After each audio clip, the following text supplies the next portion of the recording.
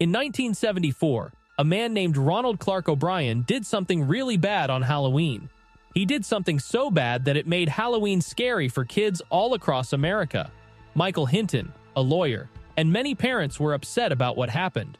On October 31, 1974, Ronald O'Brien and his neighbor Jim Bates took their kids out to go trick-or-treating.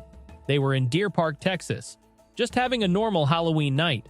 But then something terrible happened. Ronald's son, Timothy, ate some candy that was poisoned with cyanide. Timothy got very sick and later died. It turned out that Timothy's own dad, Ronald, had poisoned the candy. Can you imagine that? A dad doing something so awful to his own son? Ronald did it because he wanted to get money from an insurance company. He thought if something happened to his son, he would get a lot of money. But that's a really mean thing to do. Jim Bates, the neighbor, said that he stayed on the sidewalk while Ronald went up to people's doors with the kids. They went to one house where nobody answered. The kids ran off to the next house. Then Ronald caught up with them and gave them some candy straws called pixie sticks. He said the people from the house gave it to him. But really, he had poisoned the candy himself. After the rain started, they had to go back home earlier than they planned. Mr. O'Brien said his kids could have one candy each before bedtime. Timothy, his son, wanted to try a huge pixie stick, but couldn't open it. He asked his dad for help. Timothy tasted a bit of the sugary powder, but didn't like the taste.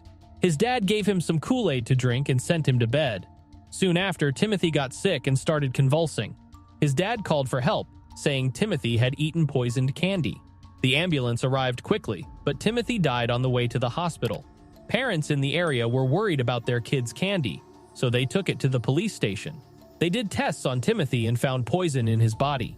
They checked the pixie stick he ate and found the poison.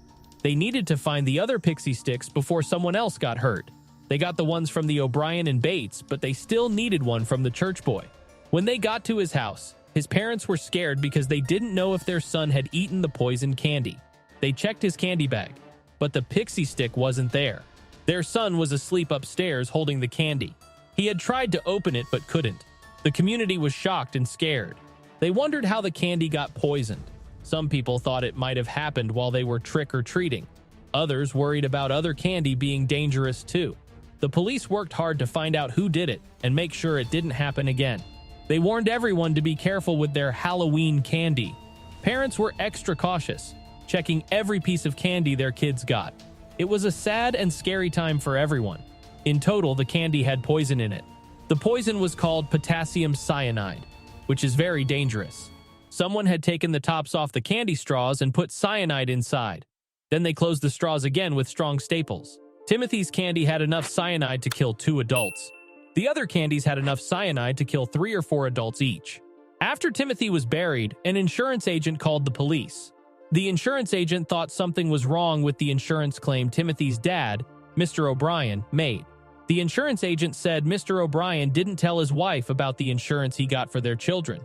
He got the insurance just before Halloween in 1974. When the police talked to Mr. O'Brien, he said he didn't remember where he got the candy from.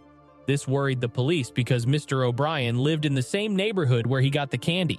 The police went to all the houses Mr. O'Brien visited that night. None of them gave out the candy with poison in it. The police started to think that Mr. O'Brien might have given Timothy the poison candy on purpose. This made them very worried and suspicious.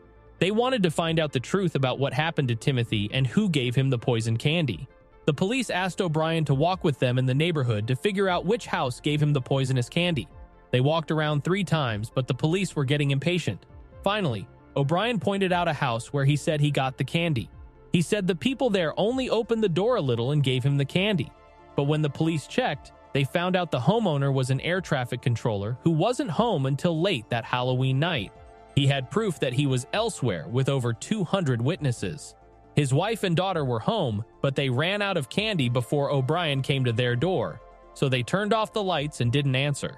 The police found out that O'Brien was in a lot of debt, over $100,000, but he had been telling his co-workers that he was going to get a lot of money soon. O'Brien wasn't very stable with his jobs.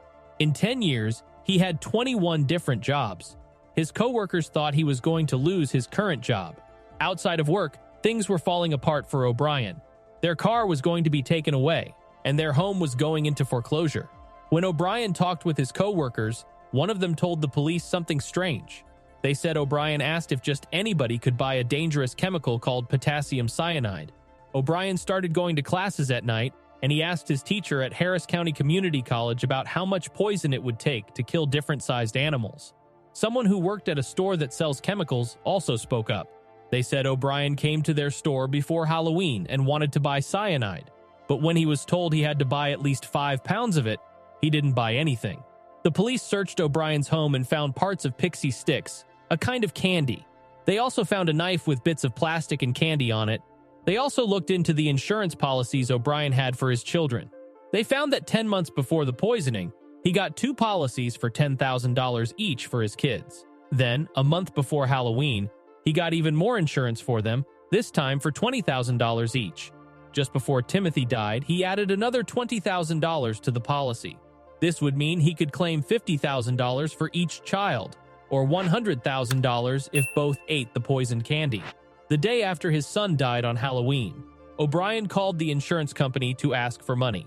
His son, Timothy, had died from eating poisoned candy. O'Brien was arrested on November 5, 1974. He was accused of murdering his son and trying to kill 4 other children. He said he didn't do it. His trial started on May 5, 1975, in Houston, Texas. The prosecutor had witnesses who showed how O'Brien planned and carried out the murder. Some of the evidence against O'Brien was from people who knew him.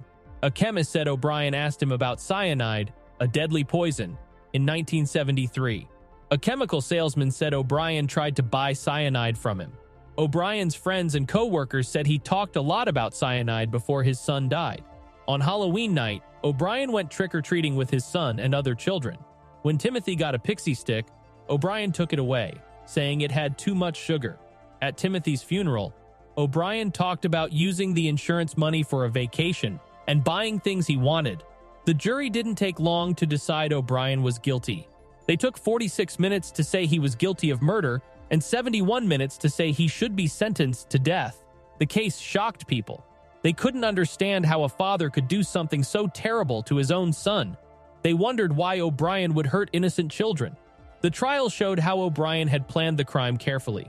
It also showed how quickly the jury agreed he should be punished. In jail, people called O'Brien the Candyman. That's a famous nickname that now always reminds people of O'Brien's bad deeds. He tried many times to change what happened to him, but each time he asked for a change, the answer was no.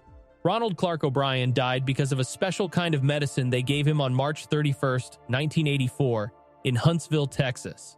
But before he left this world, he wanted people to feel sorry for him. He wrote a letter saying that what was going to happen to him was wrong. He thought people make mistakes, and this was one of those mistakes. He said that even though what was happening to him was wrong, it didn't mean the whole system of justice was wrong. He said he forgave everyone who had a part in his death. He also asked forgiveness from anyone he hurt during his 39 years alive. He said he forgave anyone who hurt him too. He asked God to forgive everyone, including himself.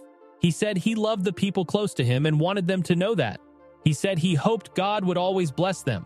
He added a note saying his son would have been 53 years old when this was recorded. If you like this story, consider subscribing to our channel for more interesting content like this.